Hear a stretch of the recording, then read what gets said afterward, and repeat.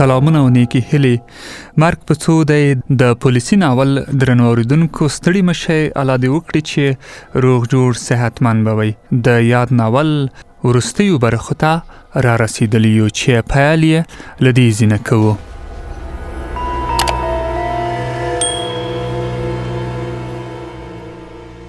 خو اوس ما د هغه د مرګ مخه نشوه نیولی.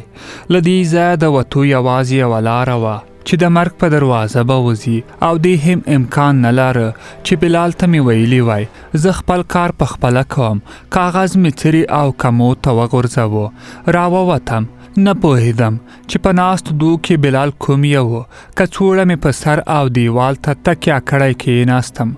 ویل مې کاش وسلوال د لنډ وخت لپاره ووځي او زه له بلال نه پوښتنه وکړم چې ولې راغلی، چا رالیږلی. همدې فکرونو کې وم چې 2 کسه راننوتل. ویل لومړی هدف ته کس تیاروو. زموږ پر سر ولاړ کس غږ کړ څوک غواړي اول جنت ته لاړ شي. چوپتیا وه. دلته نور زما پاتې کېدل ضروري نه و. بلال چې تر دې ځایه راغلی و نو خامخا یې هغه کار کاوه چې ما غوښته. پوهېدم چې بلال غږ نه کوي، او که هغه بل ناپېژانده مرګ ته راغلی غږ کړی وای کېدای شي بیا راته داسې موقع نه وای پیدا شوي. ومې ویل زه غواړم. په خندا شو. له سر یې کڅوړه را لرې کړه. ویې درولم. له راوړو دریو واسکټونو یې یو راواخیست. په څو شیبو کې راواغوست. د واسکټ زنجیر راوتړ. بیا یې کورتۍ راواغوسته. څوک به ووایي چې تا واسکټ اغوستی او ځان مرګه یې. بیا په خندا شو. ما ځان ته لاندې باندې وکتل. یو بټن یې جیب ته راوایسته. بیا یې په اوږه لاس راکېښوده. ویل نور خو پوهېږي چې څه به کوي. ما ورته سر وخوځاوه. یو پټ مخې قلم او کتابچه راته ونیول. که چاته وصیت یا خط لیکې نو موږ یې ورته ستا له پاتې پیسو سره یو ځای رسوو. ورته ومې ویل زه څوک نه لرم. ښکته پورته یې راته وکتل. بیا یې وویل هېڅوک دې نشته؟ ومې ویل یو خدای لرم او هغه مې حال ګوري. بله خبره یې ونه کړه. باید ژر مې پرېکړه کړې وای خپل کار بلال ته پرېږدم او که خپله یې وکړم. که مې همدلته بټن نه وای زور کړی نو هغوی د بېګناه خلکو منځ کې دا کار راباندې کولو. خو آیا هدف ته تر رسېدو پورې ما ځان نشو ژغورلی؟ له 2 ولاړو کسانو یو لاس راولچک کړ. ما د بټن د زور کولو زړه ونه کړ او داسې مې وګڼله چې تقدیر ما سره بله ښېګڼه کوي. کڅوړه یې را پر سر کړه. بیا یې مخابره کې چاته د تیارۍ وویل. د هغه کس غږ شو چې واسکټ یې راغوستی و. ویل تاسو دا رسوئ، زه به دا نور 2 شاوګان تیار کړم. موټر ته یې پورته کړم. په مخابره کې ورته کوم نفر سپارښتنې کولې. ویل په 14 سړک ځان ورسوئ. په عمومي سړک ځای چیک پاینټونه دي. د ډریور څنګ ته ناست کس ډاډ ورکړ او بیا یې زه مرګ ته روان کړم.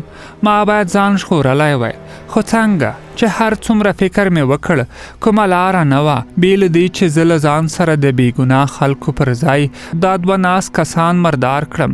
خو له مرګ نه زیات دې ته ځورېدم چې بلال به رښتیا هم هغه کار وکړ چې ما غوښته. له ښه شېبې مزل وروسته موټر ودرېده. پوښتنه مې وکړه را ورسېدو؟ یو ځواب راکړ ترافیکي اشارې سرې دي. د زړه درزا مې کمه شوه. همدا وخت بل غږ کړ پرویزه ته وګوره هغه باري نه دی؟ ویل هماغه ښکاري. دا دلته څه کوي؟ ملګري یې ځواب ورکړ خیبر خو ویل چې د پیسو له کڅوړې سره تښتېدلی. ویل غږ ورته وکړم. بل یو ورته وویل مه یې کوه، باید خپل کار وکړو. زه نه پوهېدم چې دوی د چا په اړه لګیا شول. پرویز نوم یې وویل. رئیس یې څو ځله پوښتنه وکړه. ویل معلومات یې وکړې چې مړ دی که ژوندی. بیا یې شیشه ښکته کړه. باري اورې و باري دې خوا ګوره. ورته یې وویل موټر ته راوخېږه. لږه شیبه وروسته یو کس راوخته. زما څنګ ته کېناسته. موټر روان شو. کوم یو چې ورته غږ کړی و مخ یې پسې راشاته کړ. ورته ویل په خیرونه دا چیرته ورک وې؟ د باري نوم راختلی کس ځواب ورکړ رئیس یو کار اسپارلی و. ډریور وخندل. وای ویل خیبر خو ویل چې د پیسو له کڅوړې سره تښتېدلی. وای ویل خیبر در سره ټوکه کړې، نوی دښمن را پیدا شوی. د اشوکانو کوڅه کې څو وخت مخکې زموږ کسان وژلي وو. رئیس د هغوی د معلومولو کار راسپارلی وو. وای ویل نو پیدا دې کړ؟ هو 2 کسان دي. ډریور وخندل. 2 کسان نو دومره کار نشي کولی. بل ورته وویل هغوی ډیر پټ گزار کوي، ما یې یو وواژه او بل پسې ګرځم. له دې خبرې سره مې ساه اخیستل بند شول. مړه خوله را باندې راغله، یعنی قاسم وژل شوی و. هغه مې سترګو ته ودرېده او دا چې څنګه، چیرته او کله وژل شوی نه پوهېدم. لږه شیبه د خفګان احساساتو ونیولم، خو ژر مې ځان په دې ډاډه کړ چې خدای جل جلاله د هغه له قاتل نه د غچ اخیستو موقع هم را کړي. دا ښه وه چې کڅوړه مې پر سر وه، ګنې زه هم ورته رسوا کېدم. غونج ناست وم او د زړه درزا مې همداسې زیاتېده. ډریور موټر کراره او ښي اړخ ته تاو کړ. وای ویل دا خو د ډیر غټ کار وکړ. بل په خندا شو. وای ویل اوس به نو د رئیس خاص کس شي. باري ځواب ورکړ تر هغې چې بل ملګری نه یې وژل شوی خطر نه ختمیږي. او دې خبرې پسې ما ته په اوږه لاس راکېښود. دا سورلي مو چېرته روانه کړې؟ ورته ویې ویل د والي صاحب په خلاف مظاهره روانه ده. ښه نو له دې دنیا د وروستي خوند اخیستو اجازه خو ورکړئ. ظالمانو وبال دی او زما له سره یې کڅوړه لرې کړه. له ویرې مې ټوپ وواهه، خو هغه زه ونه پیژندم. یعنی قاسم د مرګ په وخت کې هم دا ځواني کړې وه چې زه یې نه وم ورښودلی. باري د پاخه عمر سړی و، نیمه سپینه نیمه توره، یو موټی ګیره او تر اوږو اوږدې څڼې یې پرېښې وې. ترخه مسکا یې وکړه. پیسې دومره خوږې دي چې خلک ورپسې ځان وژني. او بل هم بیا یې له جیب نه هماغه سګرټ راویست چې قاسم څه کول. یو یې ترې بل کړ، بیا یې سترګې راکږې کړې. کومه وروستۍ هیله دې که پاتې وي چې زه یې در پوره کړم. د هغه لاس کې نیولی سګرټ ته په کتو شوم. ومې ویل یو کش راکړه. له خندا سره یې سګرټ په شونډو راکېښود. ښه اوږد کش مې وکړ. همدا وخت موټر بریک وواهه. ډریور وویل هدف ته رسیدلی یو. زما په وجود بیا رپا ولګېده. د قاسم قاتل چې په خپلو ګوتو یې له سګرټ نه کش راکاوه سر د خواشینۍ ښودلو په رقم وخځاوه. مرګ ته د تګ رښتیا هم اسانه نه دي. بیا یې مخکینی کس ته چې نیم مخ یې پټ و ورغږ کړ. ده ته مستن نه ده وهلې. هغه بې له څه ویلو سیټ بوټ خلاص کړ. له یو بوتل نه یې پچکارۍ ډکه کړه. باري ته یې ونیوله. ویې ویل ته یې ورته وکړه ډاکټر صاحب. باري پچکارۍ لږه زور کړه. نرۍ داره له ستنې ووته. ویې ویل دا دی اوس یې ویره ختموم. بیا په خندا شو. ویې ویل ښایسته هم نه چې په کنټوی کې ستن درته درکړم. پچکاري یې په ورانه راننه ایسته. مخکې سیټ کې ناست کس چوکۍ کې راتاو شو. زما د کورتۍ زنځیر یې خلاص کړ. په واسکټ د سینې له پاسه ځای کې بټنې څو ځله زور کړې. چونګاری شو. ویې ویل وخت مې ورکړ، که ته بټن هم ونه وهې خپله الوځي. همدا وخت د هوایي میدان په عمومي سړک د لاریون کوونکو ډله تیره شوه. بیرغونه ورسره وو او لاسونه یې ښورول. زه هم همدې ته انتظار وم چې لاسونه مې خلاص او د لاریون پر ځای همدلته ځان ته چاودنه ورکړم. خو ناڅاپه باري تمانچه راویسته. د ډریور له ویشتلو سره یې هغه کس ته پر سر کېښوده چې له مخې سیټ نه را اوږد شوی و او زما واسکټ بم ته یې وخت ورکړ. حیران شوم چې دا څه کیسه ده. دا کس څوک دی؟ ولی یې خپل یو ملګری وویشت او بل ته یې تمانچه ونیوله. ویې ویل خپل ځای کې کښېنه او تېروتنه ونه کړې. ورته ویې ویل باري څه جک وهې؟ د ټوکو وخت نه دی. بم ته مې 15 دقیقې وخت ورکړی. یوه تېره شوه. باري تمانچه په سر ورزور کړه. وخت یې بند کړه. هغه وخندل. دا وخت نور نه بندیږي. باري ژر په بټني چاقو زما د لاسونو پلاستیکي ولچک غوڅ کړ. راته یې وویل کورتۍ او واسکټ وباسه. کورتۍ مې وغورځوله او واسکټ مې هم په وارخطایۍ وویسته.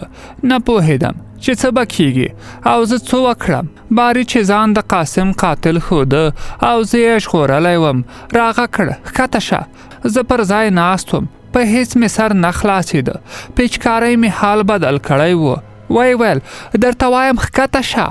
ډیکه یې راکړه. مخکې کس بیا سر راتاو کړ. وی ویل هغه مرګ منلی، زه او ته باید ښکته شو. باري پرې وربرګ شو. ورته وی ویل چې خوله دې بنده کړه. خدای د نوي ژوند موقع را کړې وه. ښکته او په منډه شوم.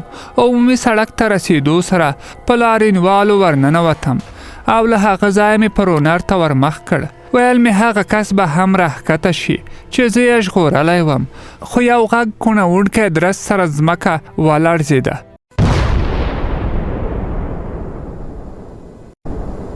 څه خلک وغورځېدل، څه کېناستل او څه ورخطا په منډه شول.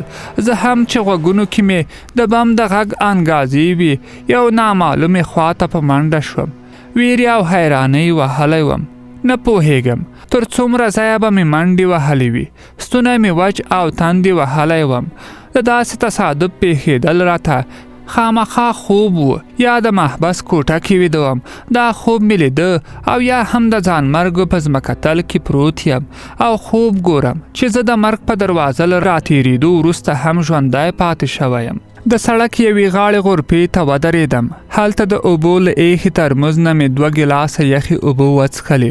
بیا مې یو سګرټ ترې بل کړ. ورته ومې ویل قرض دې یې، خامخا یې خلاصوم. خام هلک مسکی شو. وی ویل داسې ډېرو ویلي، پښو کې مې د تګ زور نه و.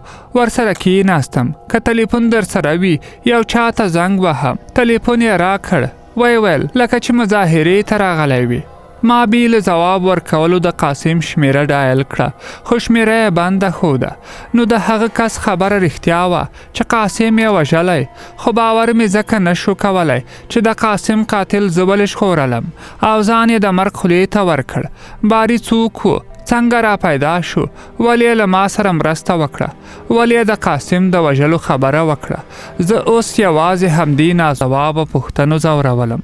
له ښه ډېر مزل وروسته د قاسم کور ته ورسېدم. د دروازې مخې ته د نور کله خلاف ډېر بوټان پراته وو. ټک ټک مې کړ. له لږ انتظار وروسته د یو پاخه عمر ګیر کلی سړی راووت. وی ویل له چا سره مو کار و؟ حیران شوم چې دا څوک دی. ومې ویل زه د قاسم ملګری یم. وی ویل نه یې پېژنمه. دروازه یې رابندوله. پښه مې ورته کېښوده. دا د همغه کور و. رابرک شو. او زما کور دی. د حاجي لال میر نه مې 4 ورځې مخکې اخیستی. عجیبه وه. آیا حاجي لال میر د قاسم خپل نوم و؟ ولې دا ځای خرڅ کړی؟ ولې یې شمیره بنده ده؟ رښتیا هم وژل شوی که څه بله کیسه ده؟ په هیڅ نه پوهېدم. هماغه هوټل ته ورغلم چې یوه غرمنۍ مې پکې له قاسم سره کړې وه. په چوکۍ کېناستم. ځان ته مې د چایو پیاله ډکه او هغه شاګرد پسې مې سترګې وګرځولې چې قاسم د کامران په نوم ورپېژندلی وم. د تیرو څو اونیو بل پسې پیښې سختۍ تصادفونه د قاسم، بلال او باري مرستې مې سترګو ته ولاړې وي. دا وخت هماغه شاګرد له پخلنځي راووت چې زه یې ولیدم. مسکی او را روان شو. وی ویل ستړی مه شې، سهار مې د له قاسم نه پوښتنه وکړه. ومې ویل خیر اوسې، نن سهار؟ وی ویل هو، ستاسې لپاره یو لیک هم راکړ او د کار د جامو له جیب نه یې لیک په میز راکېښود. بیا روان شو. وی ویل زه به درته د ډوډۍ غم وخورم. ژر د لیک په لوستو شوم. پکې لیکل شوي وو: درنو اوریدونکو، 2 برخه مو همدلته پای ته رسیږي. تر بلې برخې د الله په امان.